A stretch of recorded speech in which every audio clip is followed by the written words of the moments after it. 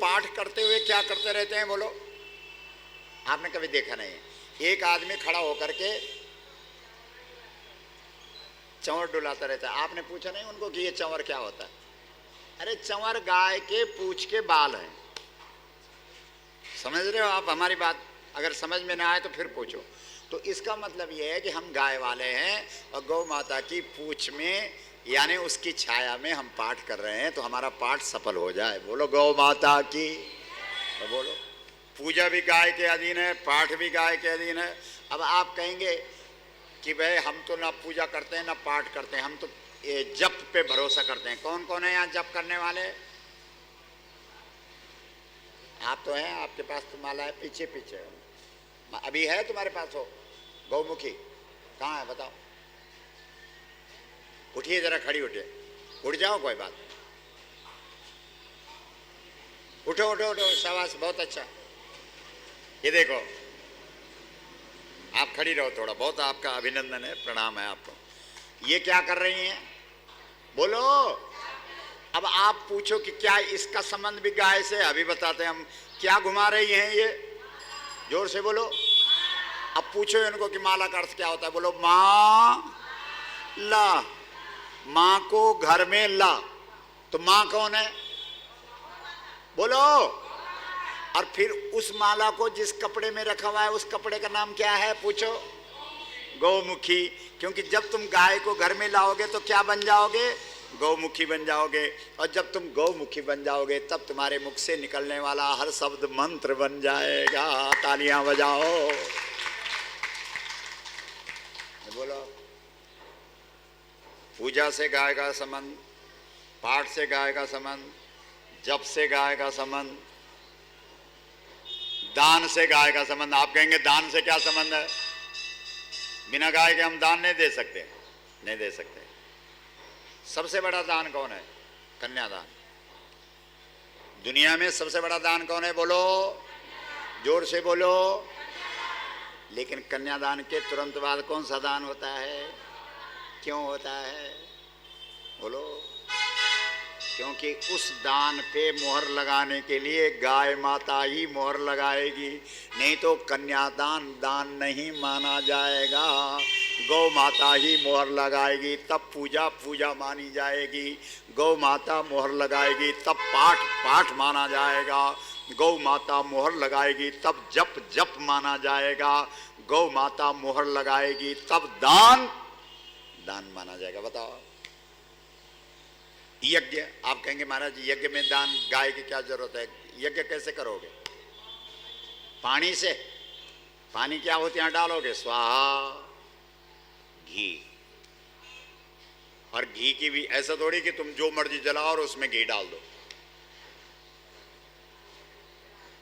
गाय के गोबर के उपले जलाने पड़ेंगे और उन उपलों में गाय का घी डालना पड़ेगा। नियम है, विधि है। बताओ। बोलो। इतनी महत्वपूर्ण जब गाय है और उसकी दुर्दशा हो रही है और तुम लोग अपने को पुजारी समझे बैठे हो, कोई अपने को जप वाला समझ बैठा है, कोई अपने को यज्ञ वाला समझ रहा है, कोई अपने को व्रत वाला समझ रहा है, कोई अपने को पाठ वाला समझ रहा है, कोई अपने को भक्त समझ रहा है, कोई ज्ञानी समझ रहा है। और जबकि गाय जिसने तुमको ज्ञानी बनाना है, जिसने तुमको भक्त बनाना है, जिसने तुमको कोई भी सत्कर्म और शुभ कर्म में लगाना है, वो गलियों में घूम रही है। तो बोलो गलत है कि नहीं है? बोलो। तो ये गलती अब हम नहीं करेंगे। अब सबसे पहले पूजा बाद में होगी, पाठ बाद में होगा, यज्ञ बाद में होगा, जप बाद में होगा, तप बाद में होगा, दान बाद में होगा, तीर्थ बाद में होगा, व्रत बाद में होगा, श्राद्ध बाद में होगा, तर्पण बाद में होगा, सब चीज बाद में होगी। सबसे पहले हम किसको बचाएंगे? जोर से बोलो। गाय हमारी। थोड़ा हाथ तो खड़ा कर लो। गाय हमारी, गाय हमारी, जन्म जन्म का। इस आंदोलन को लेकर के हम लोग आजकल पूरे देश में घूम रहे हैं। समझ गए हो? आज तुम्हारे गौतम बुद्ध नोएडा की, अरे सदरपुर जिला कौन सा है? हाँ, जिले की बात, हमारे जिले के इसीलिए तुमने इंद्रपुरम में रखा दिया, रखाना तो गाजियाबाद था।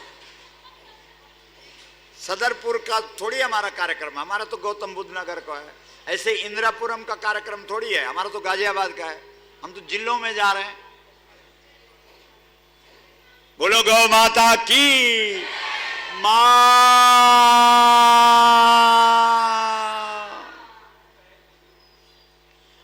105 जिले करके आ गए, ये 106 नंबर का जिला।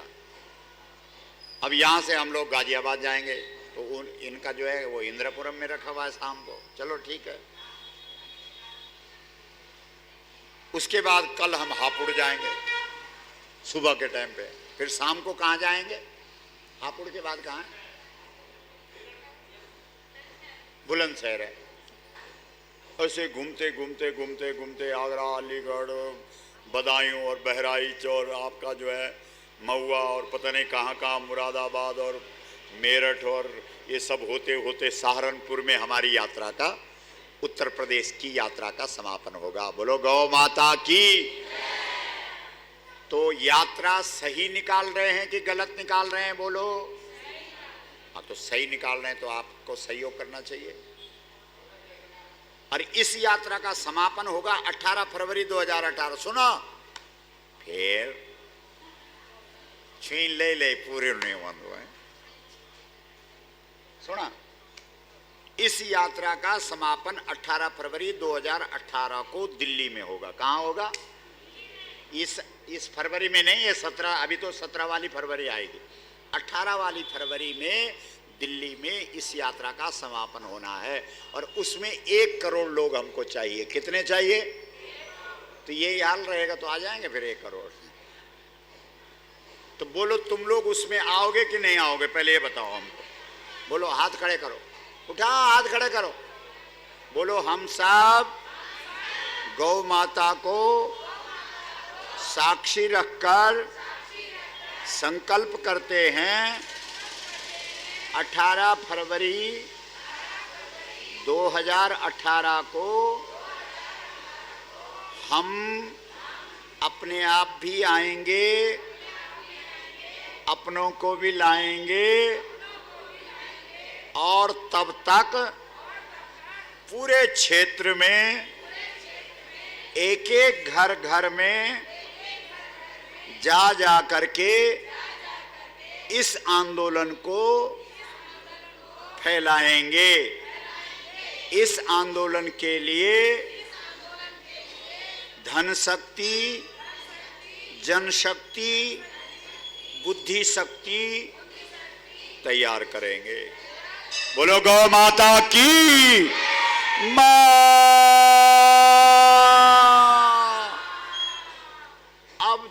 अब ध्यान से सुन लो।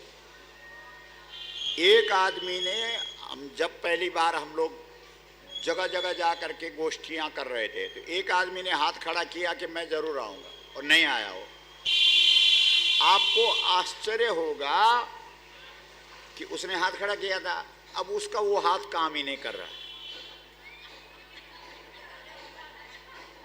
हाँ, सही बात बता रहा हूं। और अच्छा, आप लोगों को कोई दिक्कत नहीं होनी चाहिए। दिक्कत होनी चाहिए तमिलनाडु। सुनो, तमिलनाडु से जो आएगा उसको दिक्कत होगी। बोलो, कन्याकुमारी से जो आएगा उसको दिक्कत होगी, बद्रीनाथ से जो आएगा उसको दिक्कत होगी, जम्मू कश्मीर से जो आएगा उसको दिक्कत होगी, आंध्र प्रदेश और तेलंगाना से और आसाम और गुवाहाटी से जो आएगा उसको दिक्कत होगी। तुमको क्या दिक्कत है? तुमको तो 2 घंटे में दिल्ली पहुंच जाना है। बोलो, वो भी ट्रैफिक के कारण बोल रहा हूं, 2 घंटे नहीं तो 20 मिनट का रास्ता है। बोलो, इसलिए प्राण, बोलो प्राण, बोलो इधर सुनो, प्राण जाए पर वचन न जाई। बोलो, हम पूरे देश में पागलों की तरह घूम रहे हैं, तुम इतना नहीं कर सकते हो कि अपने इस जिले को जगा दे? सोचो जरा भाई, केवल भाषण देने से काम थोड़ी होगा, बोलो। घर घर जाना पड़ेगा। हमारे नंद कुमार जी आ रखे हैं चंडीगढ़ से। कहाँ नंद कुमार साहब? खड़े उठो जरा, एक बार तालियां बजाओ इनको। इनको पूछो, 70 साल की एक महिला चंडीगढ़ में, रत्ना जी, कितना शर्मा जी, कितने घरों में गई थी वो? 6000 घरों में ऊपर और नीचे गई हो, बताओ। 70 साल की बुढ़िया। और 78 वर्ष के नौजवान हमारे साथ चल रहे हैं। आइए शर्मा जी, इधर आओ जरा। 78 वर्ष के,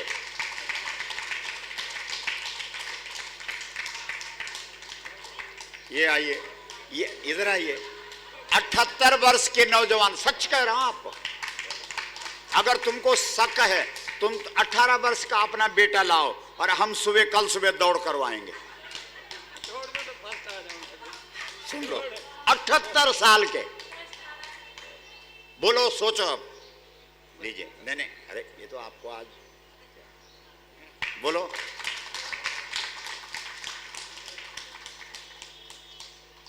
इतनी फुर्ती 78 वर्ष में किसी को हो सकती है? बोलो जरा। तो ये फुर्ती किसने दी? जब हम लोग पंजाबी बाग में गौ कथा कर रहे थे, ध्यान से सुनो, तो जिस प्रकार से माता जी यहां पर बैठी हुई हैं सबसे आगे, ऐसे कुसुम जी वहां पर आकर के कुर्सी के ऊपर,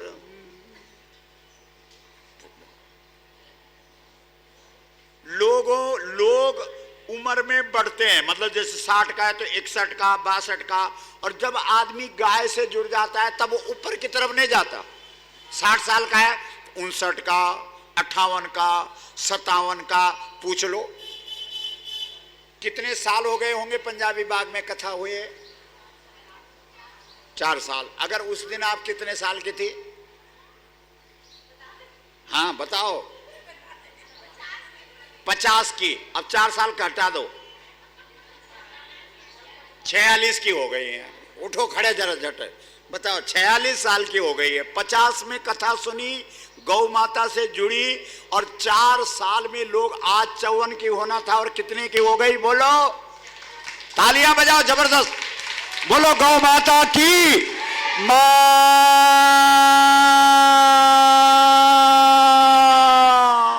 सत्य। आप पूछ लो। उस दिन हम नहीं कह रहे हैं कि ऐसे पैर फैला के, अब पूरा अपना घर भी दिया। ध्यान से सुनो इधर, पंजाबी बाग में क्यों? अपना घर, एक मंजिल नीचे का, पूरा भारतीय गौ क्रांति मंच को, और स्वयं, क्योंकि अपने आप बैठ करके वहां पर काम करना, ये कोई छोटी मोटी बात नहीं है। सुबह 8 बजे ऑफिस की कुर्सी पर बैठ जाना और रात को 11 बजे उस कुर्सी से, इतना तो जिनको 2-2 लाख रुपए मिलता है कुर्सी पे बैठने का, वो भी नहीं बैठते हैं। बोलो नहीं, बताओ, सोचो जरा। इसलिए इससे बड़ा कोई काम नहीं है। और तुम्हारा तो सौभाग्य है, क्योंकि तुम सब माताएं गांव की हो। अगर तुम गांव में होती तो तुम्हें गौ सेवा पे इस समय लगा होना था, लेकिन तुम गांव छोड़ करके यहाँ आई हो, तो वो गौ माता का जो कर्जा है वो तुम्हारे पीछे पीछे घूम रहा है। वो जो गौ का ऋण है वो तुम्हारे पीछे पीछे घूम रहा है। और भगवान की बहुत बड़ी कृपा हो गई कि उस ऋण को उतारने का तुम्हें मौका, बोलो गलत है कि गलत? सही है। अभी हमने सिद्ध कर दिया कि मंदिर में तुम पूजा कर रहे हो, बिना गाय के हो नहीं सकती। तुम माला हाथ पे लेकर के जप कर रहे हो, बिना गाय के हो नहीं सकती। तुम रामायण, भागवत, वेद, पुराण, उपनिषद, गीता पढ़ रहे हो, बिना गाय के पढ़ नहीं सकते। तुम यज्ञ कर रहे हो, बिना गाय का हो नहीं सकता। तुम श्राद्ध और तर्पण कर रहे हो, बिना गाय का हो नहीं सकता। कोई भी सत्कर्म और शुभ कर्म तुम्हारा बिना गाय के हो ही नहीं सकता। बोलो गौ माता की मां। और ऐसा मत सोचना कि ये गुरुजी जो सामान्य लोग हैं उनको ही बहकाते रहते हैं। ये दिमागदार सुमन जी यहां पर बैठी हैं, जरा इनके बालों से ही पता लग रहा है, नहीं है? ये ममता जी बैठी हैं, कितना जो है कुशल है। वो पीछे हमारे शुक्ला साहब, जरा खड़े उठो, कितने बड़े अफसर हैं, कितना उनके पास दिमाग है। हमारे ममता जी के पति देवता वेदपाल जी, उठो, ये सब बुद्धिजीवी हैं, तालियां बजाओ इनके लिए। आप पता कर लो, इनके पास बहुत दिमाग है। लेकिन जब इन्होंने भी गौ माता की बातें सुनी तो इन्होंने कहा, यार गुरुजी तेरी बात अकाट्य है, इनको कोई काट नहीं सकता। तालियां बजाओ जबरदस्त। पूछ लो, आप इनको पूछ लो, ये सब बुद्धिजीवी उठाए हमने अभी खड़े। बोलो गलत है? इसलिए बैठिए साहब, इसलिए हम लोग आपके पास गौ माता को राष्ट्र माता का सम्मान दिलाना है, और यह सम्मान सरकार देगी। इसके लिए आपके पास समर्थन और सहयोग मांगने के लिए आए हैं। आ गई समझ में बात? हम तो राम कथा और भागवत कथा करते थे, अपना मजे में आनंद में रहते थे। लेकिन जब हिमालय के अंदर 6 महीने का एक यज्ञ हुआ, उस यज्ञ में गौ माता ने हमको एक किताब पकड़ाई। देख लो यहां, आप सबके पास होगी ये किताब, है सबके पास कि नहीं है? सबके पास कहां है? जिसके पास है वो हाथ खड़ा करो। जिसके पास नहीं है आज ही घर में ले जाओ। और इसका कल सुबह से ही श्राद्ध में जो काम शुरू होता है वो श्रद्धा जिंदगी में कभी खत्म नहीं होती, क्योंकि श्रद्धा शब्द से श्राद्ध शब्द बनता है। हमारे देश के लोग बोला आजकल तो श्राद्ध चल रहे हैं, आजकल नहीं करना है, शादी की बात आजकल नहीं करनी है, क्योंकि अगर आजकल शादी की बात करोगे तो अडिग रहेगी, वो डिगेगी नहीं। क्या समझे? आजकल मकान में प्रवेश करोगे तो वो मकान तुम्हारा कभी हिलेगा नहीं। सच्ची बात बता रहा हूं। लेकिन उल्टा करेंगे, नहीं नहीं नहीं आजकल श्राद्ध चल रहा, आजकल नहीं करेंगे। बताओ, श्रद्धा में नहीं करेंगे। और ये श्रद्धा की ऋतु चल रही है, ये कौन सी ऋतु है? श्रद्धा से श्राद्ध शब्द बनता है, वो है। और हमारा ये है कि जो काम करना है हम श्राद्ध में ही करते हैं, क्योंकि थोड़ी सी गौ माता की कृपा से हमारी समझ में आ गई ये बात। बोलो, इसलिए आज मंगलवार है, आज ही तुमको ये ग्रंथ अपने घर में ले जाना। कल त्रयोदशी तिथि, सरस्वती का जन्मदिन त्रयोदशी तिथि को हुआ था। भगवती सरस्वती त्रयोदशी तिथि को हुई थी। कल सुबह से इसका पाठ शुरू करना, देखना तुम्हारे दिमाग में, तुम्हारे दिल में गौ माता कैसे उतरती है और कैसे तुम इस राष्ट्र कल्याण के आंदोलन में सहभागिता निभाते हो। बोलो गौ माता की मां। स्वयं गौ माता ने अपना चरण चिन्ह दिया है, देखो यहां।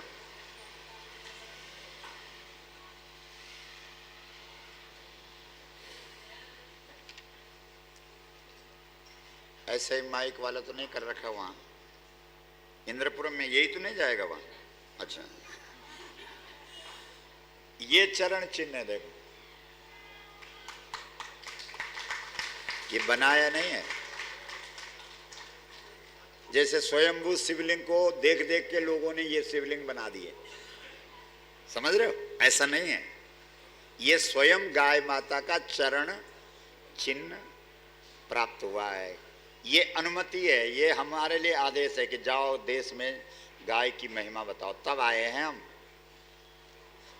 किसी आदमी के आदेश से नहीं आए।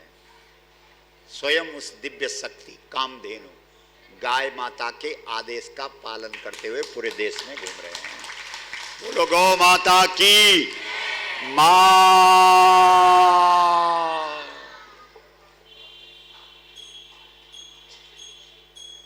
गौ पशु, बोलो गौ पशु नहीं है। और जब तक इस देश के लोग गाय को पशु मानेंगे तब तक इस देश की हैवानियत खत्म नहीं होगी। ये लिख लो बस। कितने कानून बनाओ, कितनी अच्छी सरकार बनाओ, कितने अच्छे लोगों को गद्दी पर बिठाओ, हैवानियत खत्म नहीं होगी, राक्षसपना खत्म नहीं होगा। क्योंकि देवत्व जो पैदा करती है वो कौन है? बोलो, गाय। इसलिए गाय को क्या बोलते हैं? सुरभि। क्या बोलते हैं गाय को? तो आप लोग सब पढ़ी लिखी माताएं हैं, क्योंकि यहां ऐसे थोड़ी बैठी हैं। तो सुर शब्द का अर्थ क्या होता है? देवता। और दैत्यों को क्या बोलते हैं? असुर। तो गाय के नाम के साथ क्या है? सुर। गाय का नाम क्या है? सुरभि। क्या नाम है? बोलो। और गंगा जी को क्या बोलते हैं? सुर। बोलो, सुर शरीर।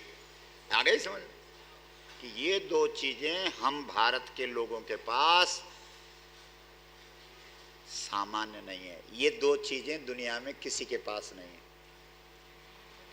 बहुत आप लोग ध्यान से सुना हमारी बात। हम तो राम कथा भागवत कथा सुनाते थे। तो ये दो चीजें दुनिया में किसी के पास नहीं है। कौन कौन ये दो चीजें कौन कौन है? बोलो। सुरभि। बोलो, सुरसरी। मतलब बोलचाल की भाषा में बोले तो गौ और गंगा। हमारे यहाँ जब आदमी मरता है ना तो गाय की पूंछ पकड़ाते हैं, मालूम है? थोड़ा सुना तो होगा। और आखिरी में गंगा जल मुख में।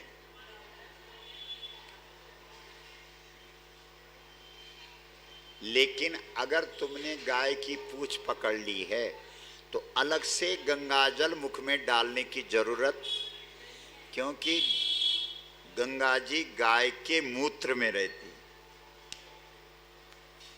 सबसे अपवित्र चीज किसी के भी पास क्या होती है? मल और मूत्र। बोलो, अगर आपसे पूछा जाए कि आपके शरीर में सबसे अपवित्र चीज क्या है, तो आप कहेंगे कि एक मल अपवित्र है और एक मूत्र अपवित्र है। बोलो, गलत है कि सही है? और गाय के पास जो ये दोनों सबसे अपवित्र चीज है संसार में, गाय ने इन दोनों में जो सबसे अपवित्र है, इन दोनों में दुनिया के जो सबसे पवित्र हैं उनको बिठा रखा है। गौमूत्र में तो गंगा जी को बिठा रखा है गाय ने। बताओ क्या गजब की चीज है गाय। और अपने गोबर में लक्ष्मी जी को बिठा रखा है, जिसने सबको पागल कर रखा है, जिसने तुम्हारे घर छुड़वा दिए गांव। कभी आपने उसका गला नहीं पकड़ा? किसका? लक्ष्मी का। अरे नहीं तो तुमने तो अपने गांव में होना था आजकल।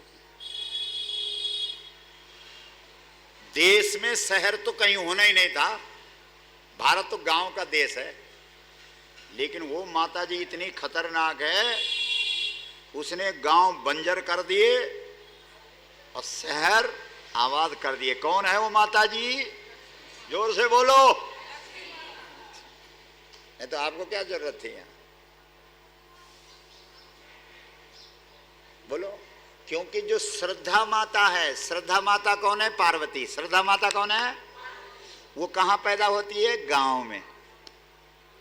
और जो लक्ष्मी माता है वो कहां पैदा होती है? शहर में, समुद्र में। समुद्र और शहर एक ही बात है, और पहाड़ और गांव एक ही बात। तो पार्वती जी का जन्म कहां हुआ? बोलो, जोर से बोलो। पहाड़ में, मतलब गांव में। और पार्वती जी क्या है? श्रद्धा। लेकिन श्रद्धा से तो काम नहीं चलता। अब आप कहेंगे महाराज जी हमारी बड़ी श्रद्धा है, जैसे बोल ही रहे थे कि एक एक फूल हम चढ़ा देती हैं और आप हमारी श्रद्धा लेके, और हम आगे पेट्रोल पंप में अपनी गाड़ी को लेके जाएंगे और जो तुमने श्रद्धा के फूल चढ़ाए वो हम उसको दे देंगे कि भाई साहब पेट्रोल डाल दे। नहीं, एक दृष्टांत दे रहा हूं तो ऐसा हो जाएगा क्या? बोलो ताओ। इसलिए गांव के लोगों ने सोचा कि भाई श्रद्धा श्रद्धा से तो काम चलेगा नहीं, हमको तो धन चाहिए। अब धन कहां मिलेगा? बोला वो तो शहर में मिलेगा। और तुम सब ने अपने अपने गांव के दरवाजे बंद, ताले बंद, जमीन जायदाद छोड़ी और सब शहरी बन गए। बोलो गौ माता की मां।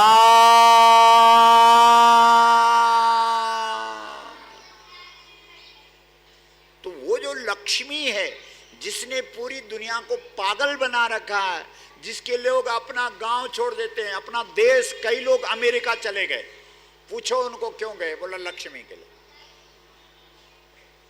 क्योंकि आदमी जितना समुद्र पार करता है उतना उसको लक्ष्मी ज्यादा मिलती है, क्योंकि समुद्र से है लक्ष्मी का संबंध। तो लोग कहां कहां पहुंच गए, किसके लिए? उस लक्ष्मी को गाय ने कहां बिठा रखा है? बोलो गोबर में। उस लक्ष्मी को गौ माता ने कहां बिठा रखा है? जोर से बोलो। कितनी बड़ी चीज है गाय। उस गौ माता को तुम्हारे देश की संसद ने, तुम्हारे देश की सरकार ने अभी पशु समझ करके गलियों में गंदगी खाने के लिए छोड़ रखा है। इसके विरोध में लड़ रहे हैं। ये लड़ाई है हमारी। और ये जो भाई लोग हैं ये हमारी इस लड़ाई में शामिल हैं। जितने भाई लोग हैं खड़े उठो जरा, आप लोग उठिए जरा, उठिए जरा, एक बार तालियां बजाओ इन भाइयों के लिए। पीछे देखो घूमकर, आप भी उठो, उठो सब, उठिए। ये देखो आप भी उठिए साहब, आप क्यों नहीं उठ रहे हैं? तालियां बजाओ जबरदस्त। बहुत बहुत अभिनंदन है आप सबका, धन्यवाद। इस लड़ाई में बोला गुरुजी हम तुम्हारे, पूछ लो आप। तो अब हम चाहते हैं कुछ मातृशक्ति पहले से हमारे साथ हैं। जैसे उठिए, उठिए कुछ समझिए, उठो जल्दी। बोला गुरुजी बार बार जो है व्यायाम करवाते हैं। उठो उठो, और तुम नहीं हो पहले से। उठिए ममता जी, उठो भुवनेश्वरी जी, उठिए।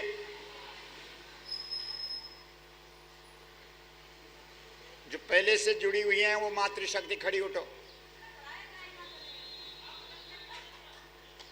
देख लो इनको।